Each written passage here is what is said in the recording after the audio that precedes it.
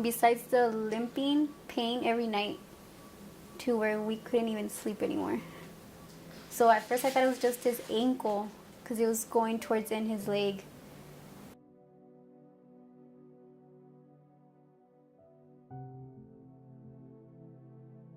Dr. Lugo in Hatch, and he sent us to the hospital in UNM in Albuquerque.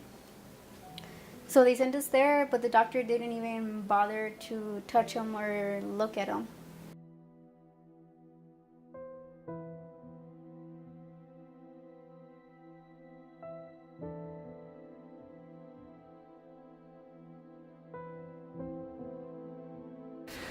And so he was sent to us for MRI studies and then also to do a biopsy.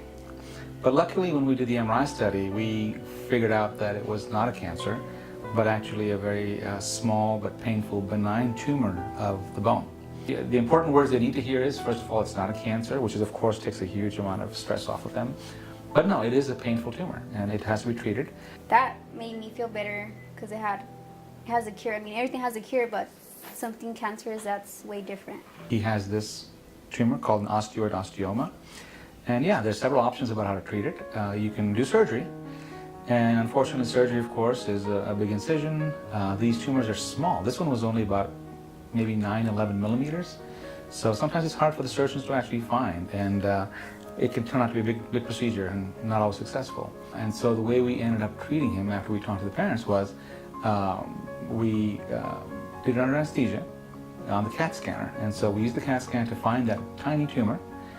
And once we find it, what we do is we direct a needle, a specialized needle, which is also a combination electrode, right into the spot. And once we make sure the needle's in the right spot, what we do is we pass basically an electric current through the needle, and we have a monitoring system. Before we pass the current through it, we have to make sure the child is grounded properly. There was really no incision. It was just a needle puncture. Put it in the right spot, get a CAT scan, pass the current, monitor the current, and then 12, 13 minutes later, we're done.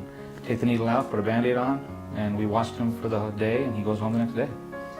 And no one else in town has any experience doing kids. So if they had wanted that option, they would probably have had to go out of town, but luckily we were able to do it. So it's a pretty good hospital comparing to the other ones that we've been to.